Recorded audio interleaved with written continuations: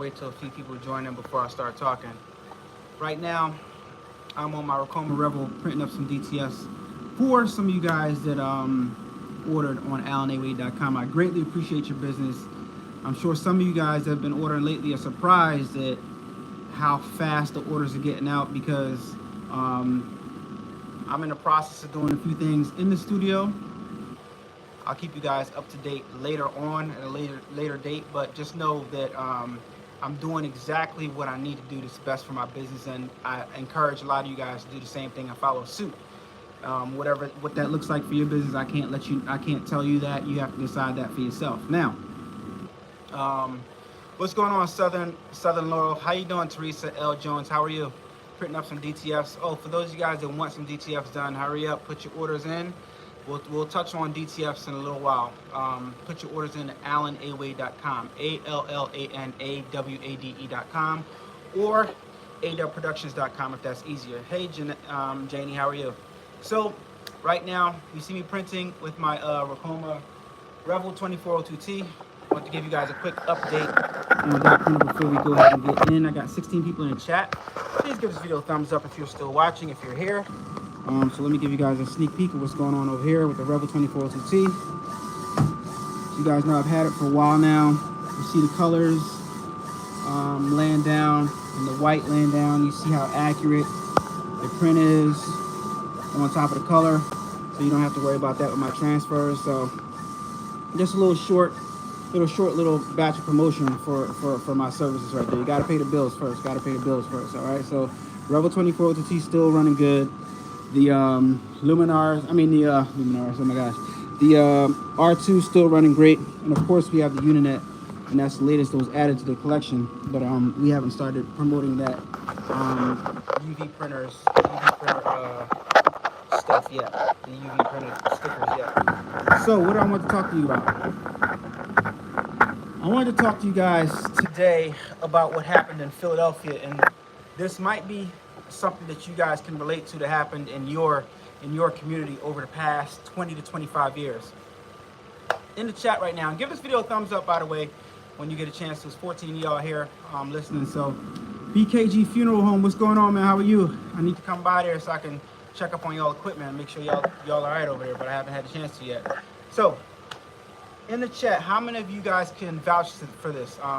Over the last 20 to 25 years, the communities, as far as the inner city is concerned, I don't care where you're from, but I noticed in Philadelphia when I was younger, this area specifically called 52nd and Market used to have a whole lot of vendors. It was an area in the city where people knew if they wanted to go and pick up some knickknacks, or pick up, whether it be t-shirts, whether it be a mixtape, a mix CD, whether it be some smell goods like some incense, or some Muslim oils, or they had quick little takeout food that you can get from stands and stuff like that.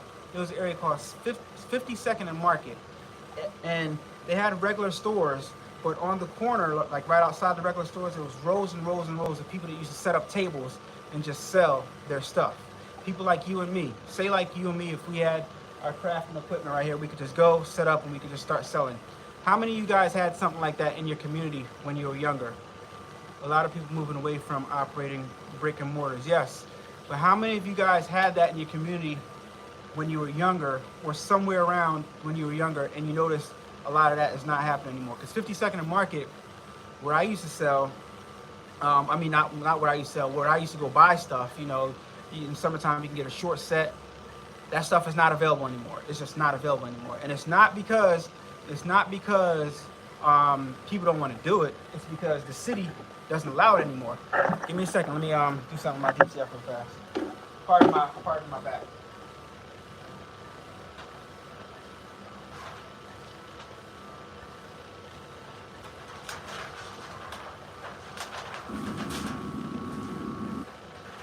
I'm going somewhere with this too, y'all. Just be patient with me. Give me a second.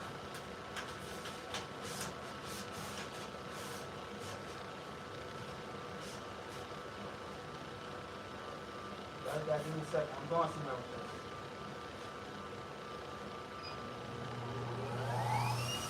All right, so let me talk to y'all while I'm doing this. So A lot of us, right, like to complain about us not having opportunities and us not being able to, have the support our businesses need. And we look to the government to guide us and stuff like that. But some things we do to ourselves, living in whatever community we live in, some things we do to ourselves, and we kind of sabotage our own businesses in certain aspects, right? Some things we have no control over, and some things we do to ourselves unconsciously. So, I'll give you for example, right? For example, let's talk about the black community. Let's talk about my community, right? In my community, they say that the money that the average black family owns, or the money that the average, the average black community generates, we don't keep within our community for 24 hours. So that means if I make a dollar, right, within 24 hours, that dollar that I made, I've spent with somebody that's outside of my community. And that's wild, right? And that's a fact. That's what they say. But the reason why I say that and use that as an example is because when 52nd Market, that area, had those stands outside, it offered an opportunity for other people, for small businesses, or just people in the community in general, to make some money. And when that person that had that stand made some money, they would spend some money because they were there in that community that day. So they would go across the street and spend some money with somebody that made sandwiches or something to get their lunch, right? And a person that, they spent their money with, they would take that money and they'll go across the street to the bank that's in the community, and they would put their money in the bank. Or they would go to the local car dealership and they would, spend some money over there. Or they'll go to a local cell phone shop and spend some money over there. Or they'll come back to the stands and spend some money for their family. So what I'm trying to say is that money stayed in the community for a longer amount of time, right? The money stayed in the community for a longer amount of time. Now, what's happened since the government is not allowing those little stands to be operational anymore is they're forcing us, right? The people that used to go to those little small stands, they're forcing us to go to chain places, right? Like when we used to buy clothes from the stand, now we can't do that anymore. So we go to Macy's, or we go to the mall or something like that, or we go to H&M or something like that, or we go to any one of these other big stores. We go there to spend our money now. And the owners of those places are the 1%, right? The 1% that controls all the money in the world, right? The 1% that controls 80% of the United States wealth, right? So that money's not coming back to us. That money's not coming back to us. And that's where the term "the rich get richer" comes from, right? Because as we're making the money, we're spending the money, and we're handing it over to that 1%, and they're getting richer, but none of it is coming back down to us because they control all the buildings, all the businesses, and they're not spending money on things that are going to put the money back in the community. They're keeping it, right? And they're coming up with more creative ways to get us to spend more money. So I say that to say, guys, it's really, really important that we make an effort to at least try to support people and support small businesses, whether they're in our community or not. It's really imperative that we try to support small businesses. You know what I mean? Because if not, what's going to happen is rich are going to keep on getting richer, and there is a limited supply of money, right? Now, when I say that, I know they can print money, but something has to be backing the dollar bill, which they don't have anymore. Nothing's backing the US dollar, right? They're just printing money. But the money that they're printing is losing value. And that 1% is getting more and more of the money. So eventually, when it just hits the fan and they got most of the money, which they already do have most of the money, there's going to be nothing left for us. You know what I mean? There's gonna be nothing left for us. So that's why it's important, as silly as it sounds, as crazy as it sounds, to try to shop within your community and try to shop with small businesses, because those small businesses are the people that actually come from your community and that actually reinvest back in the community. And without that happening, we're just going to be in a vicious cycle where more and more money is going out of the communities, and we're in a position where we're now begging our government to save the communities when the communities can save themselves. Right? We're in a position where we can save ourselves. We don't patronize within our communities.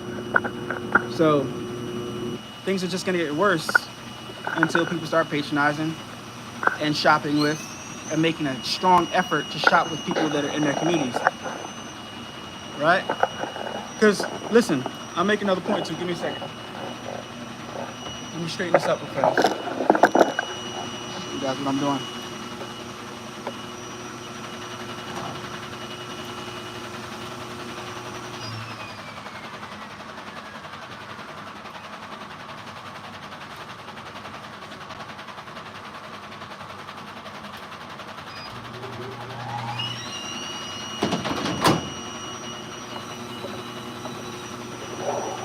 All right. Just a little piece of enlightenment. I owned and operated a custom design company for 26 years. The only way I really survived was operating on a wholesale level. That's a good testimony right there. Because, you know, if you was in a community, you expect that everybody who needed your services or your product would shop with you, but oftentimes that's not what happens, right? But what happens, guys, and I'm sure we all know somebody that comes from another country that's here working. But what happens is most of the small businesses operated, I won't say most because I can't speak for most. A lot of the small businesses that are operated here in the U.S. operated by foreigners. Those foreigners are here. They're making money. And then what are they doing with that money they make? They're sending it back home. Right? They're sending it back home to their country. So a lot of the people that you might patronize that aren't from this country, there's nothing against them because everybody has to make a living, but a lot of them don't put the money back into the community. They send the money away overseas, and that's just the reality. That's another reason why it's important to shop with somebody that comes from your community so that their money can stay in your community. You know what I mean? See, a lot of times we don't look at the big picture when we're patronizing. We're just trying to find the best deal for the things that we want, but we got to start looking at the big picture and what's important for us and what's important for our livelihoods and what's important for our businesses, as well as the person that we're shopping for is businesses, shopping with business, because we can help ourselves, right? We spend enough money to help ourselves. But it's a vicious cycle where I'm a small farming company. The internet has helped me sell to customers across the world. That's amazing. Excellent point. Keep the money in our country. Right.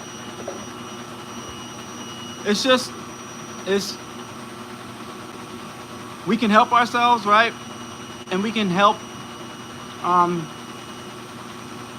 keep the money in the communities and keep the businesses growing in the communities, but there's no way we can do it without patronizing the people, each one of us patronizing the people that have these businesses in the community, right? And that starts with something as simple as this: buying DTS from somebody in the community, buying DTS from somebody in your neighborhood, maybe, you know what I mean?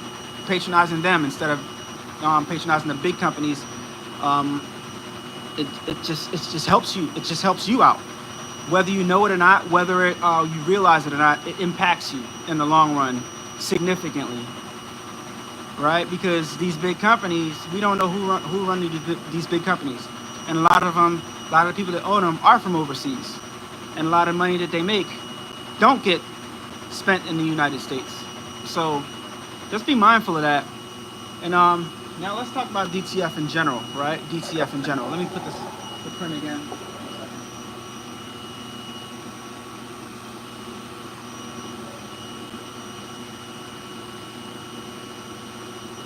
I'm printing like 15 copies of this design for a client.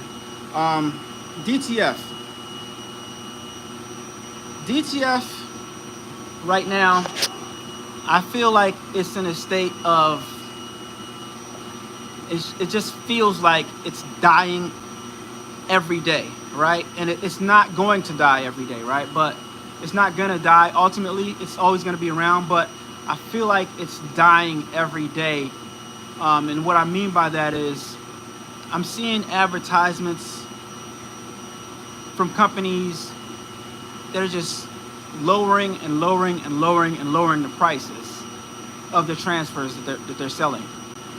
I can't speak on these companies and say this one has a better product, this one has a worse product, but all I know is that a lot of the companies that are offering these cheap DTFs, they don't have to deal with the repercussions because they're not from here, right? And they don't know what they're doing to the market. They don't realize what they're doing to the market, nor do they care, right? So ultimately, if you have one of these machines, a big commercial one, ultimately you're only gonna win. You're only gonna win if you're in it for the long run. You're not gonna win if you're in it for the short term. Because right now, this is, being as though this is still partially new, this technology is still partially new, the people that are in it just to make money, because it's the new thing, they're not gonna last. They're not gonna last. They're gonna eventually drop out because there's too much competition with people making DTF transfers right now. Too much competition. Even for me, there's way too much competition. If you guys search on the web for DTF manufacturer, right, to buy some DTFs from, just making sure it didn't get tangled up, you're gonna find all different companies and all different prices. You can go spend as much money as you want or spend as little money as you want. Because there's a bunch of companies selling DTFs for ridiculously low, right? And I'm not trying to advertise for them. I'm just telling you guys what you're probably already seeing. But if you choose to shop with those companies, just be careful. Like I said, because this goes back to what we're talking about. Who are you shopping with? Why are you shopping with them? Is this really the best thing for me to do in the long term for my business? Could this potentially hurt my business over time? You know what I mean? And these are all the questions we gotta ask ourselves, especially if you're a small business and you're operating in the house. Because trust me, the more and more we as small businesses start to grow, it impacts the 1%, right? It impacts them. And as they notice it, they change things so that they can try to get more of the dollars. They change rules and regulations so that they can try to get us back spending money with them, right? So that's what we don't realize, and that's a conversation that needs to be had more often, because I don't think enough people understand what's going on a large scale. But and it's not fun to talk about. It's not exciting to talk about. It's a boring conversation. But shopping within your community and shopping with small businesses is way more important and can impact you way more than you know it. And those are just some tiny examples right there. You guys can chime in the comments. If you're watching this video late, you can chime in the comments and let me know your thoughts and what you've observed, because it's just a trickle effect. If there's less money in the community, there's going to be more desperation in the community, and there's going to be people doing crazy things in the community because they can't get by. But if there's more opportunity in the community, how can there be more opportunity in the community? The community has to be thriving, and the community can't thrive if the people that live in the community aren't even supporting the businesses that are in the community. Does it make sense? So we can help ourselves, but it's up to the individuals from that community, right? And it's up to us in large scales to help each other. You know, small businesses can't compete with those who lowball the market for mass sales. They can't. Quantity sales, you can't. Custom work is a good niche to survive, 100%. Yep, 100%. So there's some things to think about, guys. Give me a second.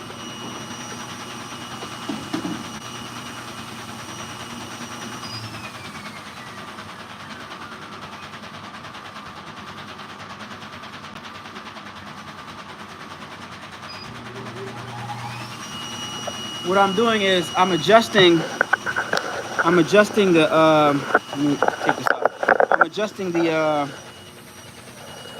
I like my tension to sit a certain way on this. And if you don't have it all the way through and connected, like mine's not connected to the spool right here. If you don't have it all the way through and connected, it kind of like shifts the sheet to the right or to the left every couple prints or so. So I have to actually, oh, and I should have my thing on. I don't have my air system on, so I just turned it on. But anyway, it shifts, and when it shifts, it can start shifting the print, and that could cause a whole nother list of issues. So every now and then I stop it and I shift the film so this part right here could be raised up. All right, so that's what I'm doing if you guys are wondering. And I think by now I've printed 16 of these. I'm gonna print one more, and it's real hot right now. Everybody's ordering Eagles DTFs because all the people are trying to capitalize off it, and the city allows it. I think the city allows, as long as you're not blatant and as long as you're not, throwing it in their face that, hey, I got Eagle stuff, then they'll allow the small guys to sell a couple shirts. And it's not for me, this is for a client. So I just print whatever people send me, so don't hold me accountable for this. Right? And somebody's gonna do it anyway. But guys, build up volume by word of mouth, quality and service oriented. Yes. Leroy Williams says, I appreciate those jewels. I appreciate you being here, Leroy Williams. Make sure you guys hit the thumbs up button. Now let's talk about these printers real fast. Let's go in the back of the room so we can visit the R2. All right. R2 Pro DTF printer right here. Wonderful printer. Just printed it with it yesterday. And all these printers are working great, guys. Still think the R2 printer is the best printer within its class at this price point. 100%. At this price point, when you're teeter-tottering between, okay, I don't want to invest all the money and get the biggest DTF like the 2402T, which is not the biggest one, by the way, but don't want to get a 24-inch yet. Don't want to make that investment. Don't have the room for it in my place, but I do want to possibly sell some DTFs, and I do definitely want to make shirts for myself. This is the price point I think that you guys should consider entering at a minimally, right? The most bare minimum, that's the size that you should go for. A 13-inch printer that prints with the speed of the R2, because it prints significantly fast. Not faster than 24-inch, obviously, because it's covering more ground, but it prints significantly fast. And I will say the maintenance for the R2 Pro is very minimal as far as in the DTF world. I think I have to maintain that the Ricoma Revel 2402T more than I have to maintain my R2 Pro. Now, both of them, not to say that the maintenance for the Ricoma DTF is that bad, because it isn't, right? But all of this has come with me being a little bit more experienced than you would be if you were just a regular person just starting DTF. All right, so that's the reason why I think that I'm having this experience with them, right? So that's still working fine. Gonna put something else on the print. The Pro 2 is working fine. All my printers are still working fine. Now let's get to the Uninet UV DTF for a second. Let me put something else on the print real fast, guys. I got this long gang sheet I need to print.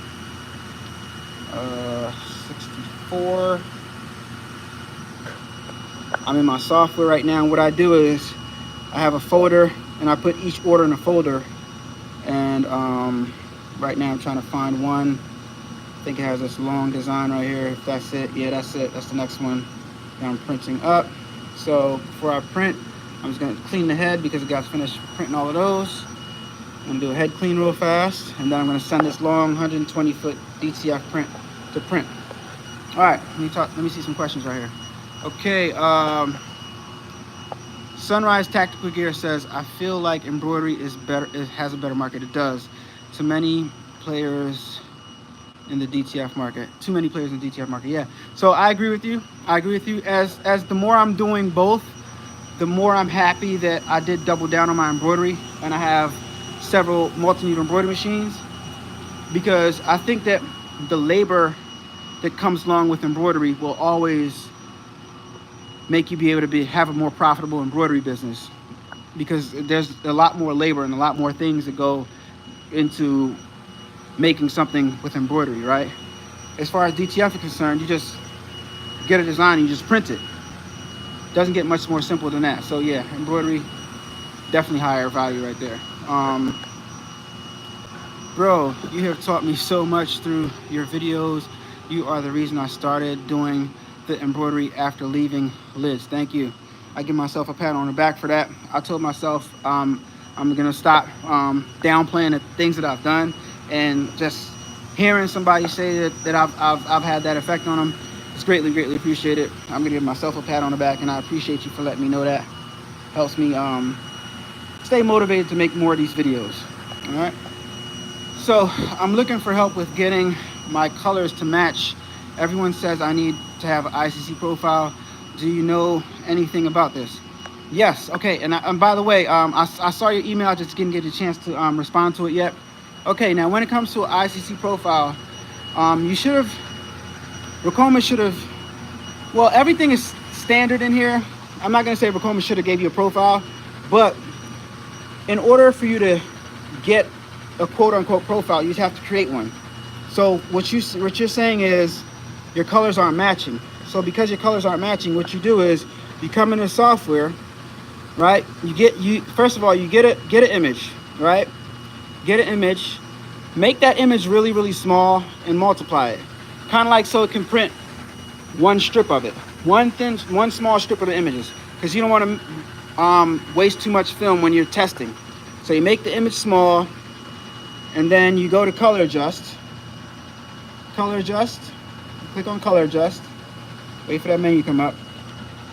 Now, you adjust the colors to what you think it needs more of and what you think it needs less of, and then you press OK, right? Now, this is what you're talking about, the ICC profile right there. You could load one, right? Or you can make your adjustments and you can make your own profile. And this is what people don't do, right? So sometimes you'll get a piece of equipment and you won't do the necessary research and I'm not saying this about you or to you. I'm just saying it in general. This is what people do. You're not getting the right colors, but I don't know if you knew that or not, that you can go in and you can adjust the sliders and you can find the right colors for yourself. You have to adjust it until it matches. And you know, as you adjust it, you press OK and it saves. It'll save for all your future prints to print using that specific profile, right? But that's just something that you have to do. You owning your machine, you need to set up the best color profile for yourself, right? Because somebody can give you their color profile and it might not work for you. It might not work for you because they want their images to print out brighter or something like that, or you know what I mean? So go in there, it's your equipment, you know, open up color adjust, open it up and start playing with these sliders, right? Press OK, send it to print, see what the colors look like. Okay, if you don't like it, you know, take out some of the magenta, increase some of the yellows, make it a little bit brighter, print it again, and so on and so forth until you find.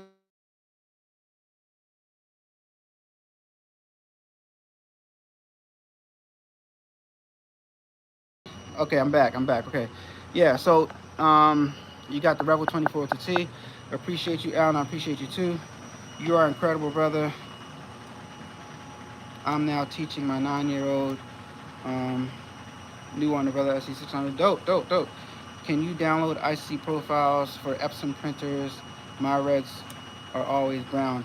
No, I don't think so. Like, all printers are different. So if you have a ICC profile in general, for what printer is it for? So that ICC profile is saved for that specific printer and that works for that printer. But this is a whole different printer. It has different inks in it. It has probably different ink channels in it. I don't know. Like, so just one ICC profile doesn't work across all printers. You have to, you know, it's printer to printer basis. So stop trying to get shortcuts. You got to sit there and you got to adjust the sliders and figure it out. and find a profile that works good for you, and you like the prints, you're satisfied with the way the colors are, and it's just one of those things where you gotta get it down. All right, is the DTF you're using, does it require the powder to be put on the back of print, or is it cut and iron on? No, the printer that I'm using, yes, it has to have the powder on there. And you guys just saw that. I just showed you the powder going on there. Right, so here's the white, here's the powder. There's the powder being shaken up, and it's going into the oven, and it's drying. So yes, it does require powder. And here's the powder once it's dried. You see that orange peel look? That's the dry powder right there. So yeah, it does require that. Okay, cool. I'll work on that. Good to know. Okay, pain late. Oh, no problem. Yeah, but I've seen the DTFs that claim that to be a powderless system, you're not gonna get as good quality from those transfers, and I'm gonna tell you why. It's just one simple fact. It's like, if you think about and you use your common sense, right? If I have something that's black and I print something that's colors on it, everybody knows that black is the darkest color, it's the most dominant, right? So anything else that I put over top of it, the black is going to seep through because it's the strongest color. The only way to get the colors to pop on something black is to add a layer of white so that the black doesn't dominate it. And what does white do? The white makes things brighter. So, you know, that's why you put the white underlay under everything if you want to pop more. So those systems that don't use any white or something like that, or don't use any DTF powder, I don't know. I don't see people selling them. I don't see people using them. Why is that? Why are people using these as opposed to the other system if it's so great? Because it's new? I don't know. But it probably needs to be worked on some more. I don't see how it can get done. But, you know, we'll see what happens as things progress. All right. Are your DTF gang prints soft feel after pressing? I find feel plastic like I'm on transfers. Well, they're heat applied transfers. My DTFs feel like regular DTFs. I'm not gonna sit here like other companies and say, oh, my DTFs feel so soft. That they feel like DTF. A DTF transfer, like, you know, unless you it varies from image to image also. So when you say these DTFs are soft in general and you make a blanket statement, I call BS, because all images are not created equal, right? So if I have an image that's just text, right? There's just text. In between the text, there's nothing, right? So there's open space.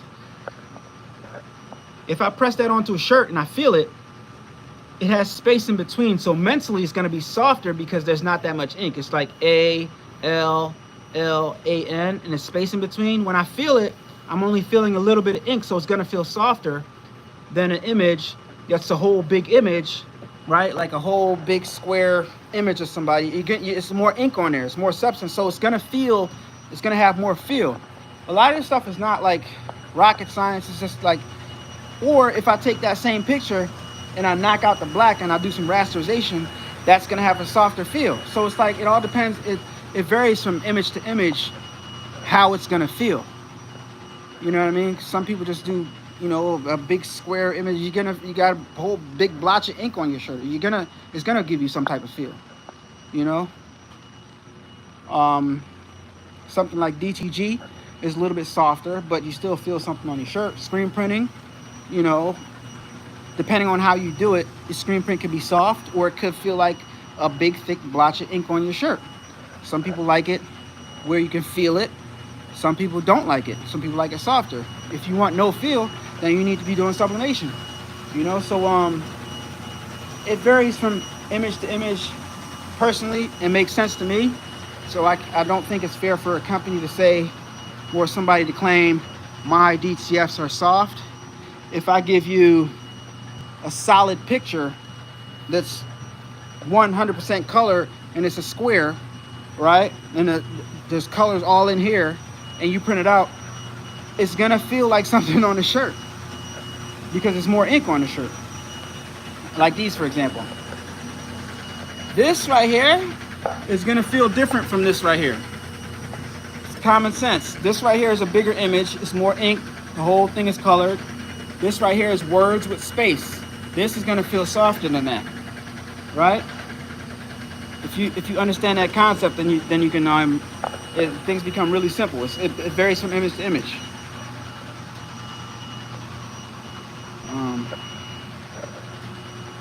Yeah, you find text softer than the full image. Well, it's not that it's softer than the full image. It's just that there's more space between the letters of text, so it's not necessarily softer. You know, like here's an example. Here's some brick vinyl. Here's some brick vinyl. Okay. Space between the letters. So when you're feeling something, I feel a little bit of brick, space, brick, space, brick, space, brick, versus if this was a square and it was all brick and then it was brick on top of brick, you feel more. It's just common sense stuff, right? All right. In between these letters, this is DTG right here. In between these letters, like I feel something, then I don't feel something. In my mind, it might feel softer, but no, it's space in between, so it's gonna feel softer. This is a full image right here. This shirt feels different, slightly different than this, right? But it's because it's DTG, it's still some type of softness to it, you know? So you just got to think about things from a logical perspective and not go by what everybody says, because sometimes what everybody says, you don't need that advice, because like half of this stuff is common sense. So if somebody says maybe they might set their printer up to lay down less ink, right? That can make it softer. The film can make it softer, what film you're using, you know what I mean? The type of powder that you're using can make it softer. You can use finer powder to get more details and to give it less of a hand feel. So those are some variables too, you know? Still printing. AllanAway.com if you guys want to put your orders in. Let me adjust this again real fast. Go ahead, ask me some more questions, guys. Ask me some more questions. I'm here.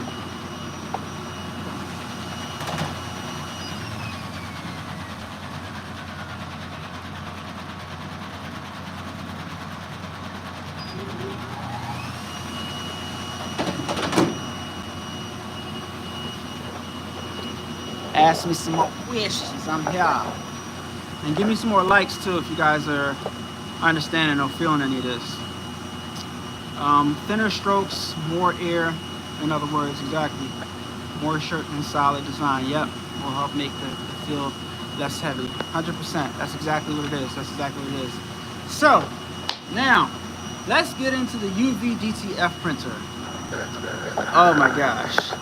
This is gonna be amazing, guys. First of all, this printer right here, this is the Uninet UV DTF 3000 right here.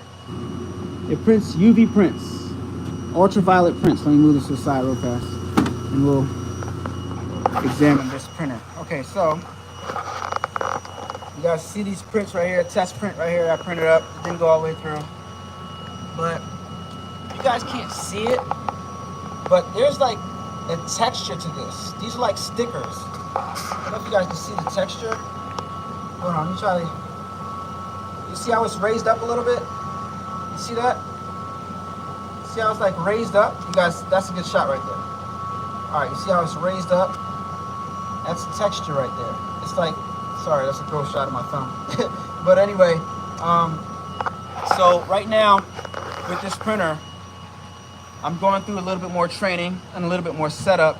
And after I am done all the training and all the setting up, I can show you guys and demonstrate to you guys the full capability of it and what it can do. But right now we're still going through some setting up.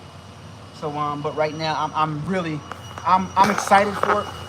I was a little bit excited, but now that I have it and it's like halfway set up, I'm getting super excited as I'm printing and as I'm practicing with it. So, a few more things to do, and we'll roll out some videos with that. I'll probably send out some samples to you guys. But UV is very good for like decorating on non-traditional stuff like glass, It's a really, really easy way, different way to brand mugs for companies. Like I know recently, somebody personally that ordered some mugs for their company, and they said that they spent $30 per mug and got 50 mugs made. They needed them ASAP, so that was the ASAP price that the company sold them for. So that's a huge opportunity, and it was just a basic logo on the mug. So imagine that if you had a UV printer, right? And part of the problems with other printing methods, as far as decorating mugs are concerned, the best thing to do, the easiest way to do it, is with stickers, right? And UV prints out, what do you call it? Stickers that have a feel to it, right? 3D, it's kind of like embossed stickers. So the easiest way to do that is just print up some UVs, take the sticker, line it up, and put it on a cup. No labor. It's not really that much labor. You take the logo, print it out on the UV printer, right? Print it out. And then, after it's printed out, take the sticker off, stick it on a mug carefully, done product. So, when it comes to simplicity and making money, UV printers are gonna make a lot of money. I gotta be careful of how I gotta like figure out how I'm gonna, the price point that I'm gonna sell the stickers for, because the consumables are expensive and I don't want to charge a lot for this stuff, like a super expensive amount. I want it to be, obtainable for you guys to purchase stuff and utilize the service, right? So this is what it looks like right here. UV DCF 3000 by Uninet. It's almost the same size as that. You guys see it right there. You guys check it out. Lift the hood up. You guys see underneath the hood right there. Boom. Boom. These right here come up and come out. So you can put the head on this side and clean it from the bottom. And you're dealing with this clear film right here. This goes on the front and it goes through these roller bars and it goes onto the image, right? Kind of creates like a varnish type of thing. And then you got the paper that comes from that reel right there that goes up into it, and you actually have to line this up with this paper up with that paper. So it's a little bit tricky with setup. This is something that we're not used to yet. So this is a little bit more intricate as far as setup is concerned. The most intricate setting up as far as I can remember, like as far as we're setting up the consumables.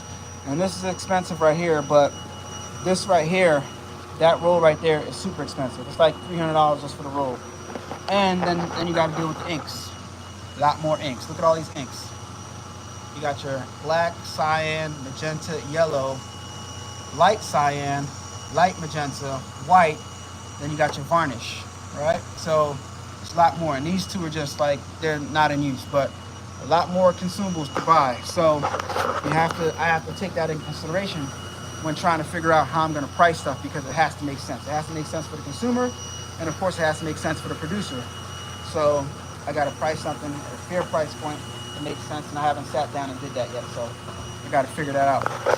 Maybe you guys can chime in and direct me to a resource that sells UV printers, UV stickers and stuff like that, so that I can have something to compare it to, All right, let me read some comments real fast. Hey, what's the largest print a white toner can print? Okay, so the largest print that iColor 650 can print is 13-inch wide. Maybe like 12.7, or it probably can go seam to seam. I'm gonna say 13-inch wide, but as long as paper you have. Like white toners can go only a certain inch wide, but if you got a paper that's 9 feet long, it can go 9 feet long.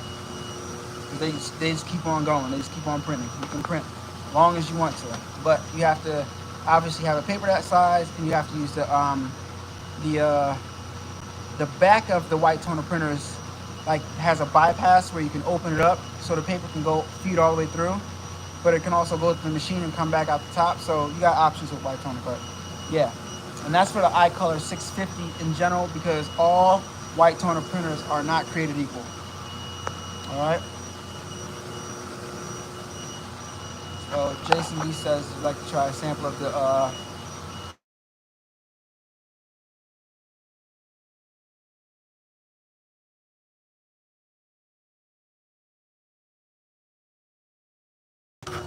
always when I'm live. All right, so DTG printers.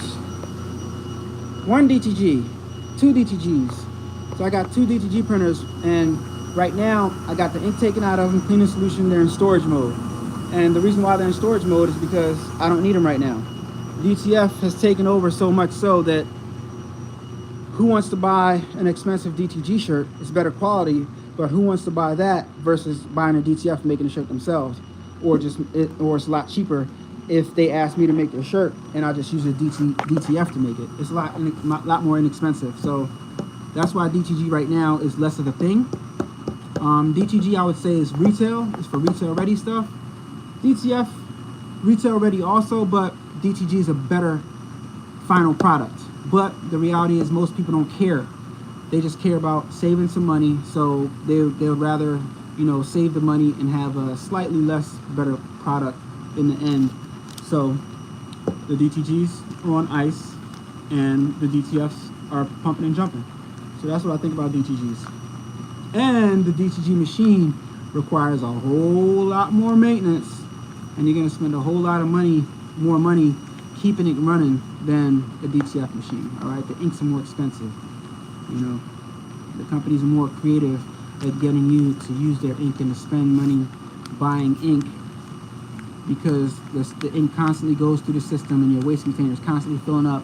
Versus DTF, you do have some wasted ink, but it's way less. It's way less than DTG.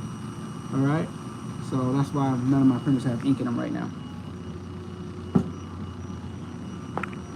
You spend more money with your DTG on standby. But as you guys can see, the whole time we've been on the phone, we're putting up more and more DTFs. Putting up this gang sheet right here. You see it? And as it's printing right here, I can see my progress right here on the screen. We're about a little bit more than halfway done. And then I can let my customer know that they're ready. Their stuff is ready to be picked up. So yeah, if you're local in Philadelphia, you can pick up your stuff same day. You know, so if you want some DTFs, I know somebody said they was watching from Philly. If you want some DTFs, you can pick them up right away, same day. All right. Yeah, the maintenance is more than the consumables are more as well for DTG than DTF. All right. So, guys, I'm gonna wrap this up. I just want to let you guys know my thoughts and my reasoning behind why I always try to encourage you guys to shop within the community, within your community, within our community, when you're buying these products, because a lot of these bigger companies, man, it's like bigger companies, I think they need business too to stay afloat, because we need them. We all need each other though. We need each other. Like, they couldn't survive without us, just like we couldn't survive without them. But DTG in general is in a weird space, because companies that sell DTG printers and that sell the consumables are now starting to sell DTF transfers. So it's like, you can tell that money's getting scarce and people are doing what they have to do. Companies are doing what they have to do to stay afloat, and you can't blame them, because you and I, we're gonna do what we need to do to stay afloat. So it's like, it's just a weird space that we're in right now with the technology. But overall, I think if we hang in there for the long run, the people that can be creative with their finances and creative with business will be fine in the long run, right? But like right now, everybody has to suffer because the war is on, and people are price gouging, you know, not price gouging, but they're lowering their price for DTFs, and it's just becoming like, should I even offer DTF transfers right now? Maybe I should go a different route, because it's just so competitive right now, and and people are just, you know, falling for it, and they're getting a lesser product, or they have to wait a little bit longer because it's probably come from China or something like that. Which, to China's defense, there's nothing wrong with Chinese products. I'm one of those people, like, where you hear people online always complain about China, and talking trash about their products, but China doesn't have bad products any more than US has bad products, right? There are certain tiers of each product. You might buy a cheaper one and expect to get a great product. Well, guess what? You're not gonna get a great product and spend less money. It's just like that here in the US too. If you buy something cheap, expect to get something cheap, right? Even if it's made in the US versus made in China. No matter where you go, if you buy something cheap, expect to get something cheap, right? You can't buy, but we buy something cheap and expect to get something that's good, just as good as the product that costs a little bit more money. It's not how things work, all right? So just keep your eyes open and be informed, and think about the decisions that you're making, Or do you have a specific ink you like to use? Have you found ink that works better than other inks? Not in particular, but in general, the DTF inks that the companies that you buy the printers from, they work fine. But it's up to you to do your own due diligence as far as inks are concerned and find the right products that work the best for you. There's a whole bunch of different products out there, and to be honest, some of the products are coming from the same place. Like they might name it something special. Each company might name, the transfers, the transfer film that they're using something different, but it might be that some of it is the same. Some of it's the same from company to company, but a different name on it. But yeah. It's up to you to mix and match inks and find what works best for you. Try some different companies and figure it out, and costs money. You gotta do some research. Gotta figure out what works for you. What's the best? What are you going for? You going for a hot pill? You going for a cold pill? You going for a 3-second press? You going for a 10-second press? Gotta mix and match and figure it out. Boom. If you're in the market for this, use my Ricoma affiliate link. I'll have it in the description later on after this video goes live. See the white, strong, going through here. AllanAwade.com to get your DTF transfers. AllanAwade.com. Shop with your boy. I try to keep my money circulating inside of this community, inside of America. You know what I mean? That's what we need. That's what we need.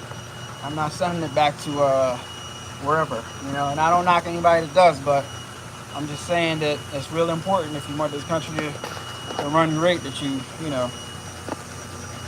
be a little bit conscious. You don't have to do it all the time, but hey, see how nice that is, nice and even. The white is on that color, nice and even.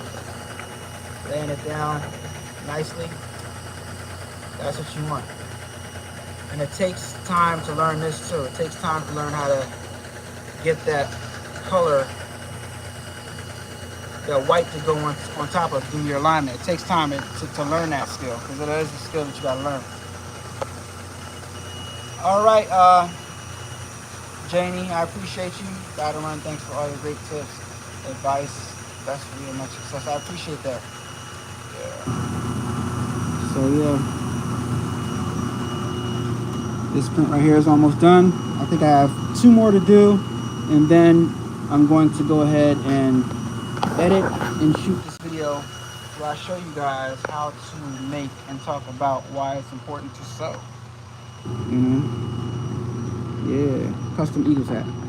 What do you think about the Creo machine? I don't think anything about it. I don't have the Creo machine. I've never used the Creo machine, so I don't think anything about it. And what I can say about the Creo machine that I do know for a fact is that it can't do everything that the Uninet 650 can do. But the Uninet 650 can do everything that the Creo machine can do. All right? Let me repeat that for those if you don't understand. The Uninet iColor 650 can do things that the Creo can't do, but there is nothing that the Creo can do that the iColor 650 can't do. That's all I know. I've never used the Creo. I don't have the Creo, so I don't have an opinion about the Creo, but I can tell you what I know. And what I know is the only white toner printer that has all of the different things that white toner can do, the only one of them that has everything rolled up in one is the iColor 650 and the iColor 5540 or whatever. the eye color machines. They're the only ones that has all the capabilities with the different cartridges you can put in, the different stuff that you can use, the sublimation toner cartridges, the software with the, sorry. They're the only one that has all of that. All right.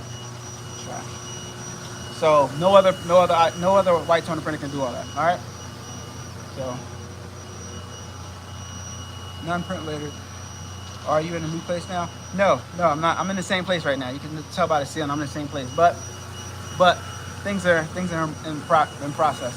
We're in the process of doing some things. All right. So stay tuned. Stay tuned. You know what I mean? Got to do what I got to do. Sometimes you got to move in silence. You know what I mean? Sometimes you got to move in silence when you're elevating. You have to do what's best for you. Sometimes it's best to stay quiet and let things happen, right? But I'm excited, as you guys can see. I'm excited about what I'm doing, and I feel like I'm moving with purpose right now and not just moving blindfolded. And I feel like I have some direction. I know exactly what I'm doing, so I'm in a really, really good space mentally right now as far as what business is going to look like a year or 2 or 3 from now versus how I did it before. I'm excited. Business is growing, and I will say this. Okay, so as business grows, it's in the business's best interest. As business grows, you should reduce costs, right? So, and that's the way you can ultimately make more money. Make more money, spend less money while making more money. All right, so yeah, that's what we're doing right now. So I'm excited. I'm really, really excited. All right, so guys, I'm gonna head out of here. Actually, I want to stay on here for 3 more minutes. Hello, Gwendolyn Jackson. Anybody have any more questions for me? If not, I'm gonna close it out. I'm gonna close this live stream out. I'm just gonna say, if you're in the market to buy a Ricoma embroidery machine or a Ricoma DTF machine, please use my Ricoma affiliate link down in the description below. Helps me out, helps the channel out. If you're in the market to buy eye color white toner transfer printer, use my eye color link. I'm gonna put that in the description below as well. All right, if you're in the market to buy a UV DTF, I'll have that link down in the description also for you guys to use that link. And don't forget, AllanAwade.com for your transfers. What's going on, Jasmine? Allan A-Wade for your DTF transfers, Allan A-Wade for your embroidery thread stays, Allan A-Wade for your I'm gonna show you guys real fast. Embroidery toolboxes. All right, all the little miscellaneous tools that you're using for your embroidery stuff. All the little miscellaneous tools that you got can go inside of your embroidery box. All right. And right now, for a limited time only, for these people that order today, order 1 toolbox today. I'm gonna send you 2 of them today, for today only. Today only, and today is January 29th, Wednesday, January 29th. Today only. If you order 1 embroidery toolbox, you get 2. This one. So on AllanAwade.com, look up embroidery box EM1010, and it can work for the MT1501 also. These are the ones for MT1501. They're a little bit different, but like I said, this one can work for both machines, for the EM1010, your creator, as well as your off-brand machines. So yeah, for right now, today only, order 1, you get 2. Today only, 29th.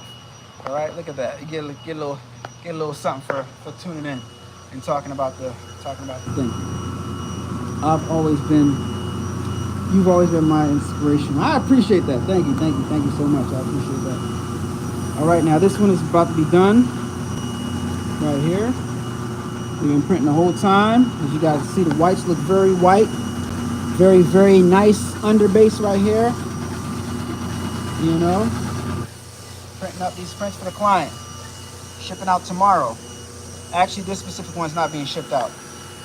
Turn that dusting off. This one specific one is not being shipped out. It's being picked up today by the client. Allegedly. I don't know. They might come pick it up today. I'm not sure. But guys, like I said, thank you so much for watching. Stay tuned for more updates on these machines. I'm going to do updates on the machines separately, right? So this was just a general update. Rebel 2402T, running like a beast. Uninet, iColor, UVDTF, fantastic. Can't wait to get into videos specifically on that. And the Prestige R2 Pro. Everything's running good over here. I'm excited. I couldn't be more thankful. I haven't been on here as much as I would like to be, because when business starts to business, you have no time to do the things that you enjoy doing. But at the same time, I enjoy the businessing too. I enjoy the growth. I enjoy serving my customers, but I also miss making videos. That's why I always try to like chime in and jump on real fast and, you know, touch base with you guys and see what's going on this side. And I'm going to continue to do that. But while I'm doing that, just know I'm in a process in the background while you guys aren't watching of ramping things up, so that when I do come back, it'll be that much better, that much more entertaining, and we'll have that much more content. All right, so don't forget about me, guys. Tell a friend to tell a friend. You know what I mean? If somebody asks you where to get DTS from, hook me up. Let them know. AllanAWade.com. AllanAWade.com. AllanAWade.com. All right, I'll put that in the description also of this video. So talk to you guys on the next one. Thank you so much for tuning in. Thank you guys so much for hanging out with me. I hope everybody has a wonderful, prosperous, and enjoyable day. Peace.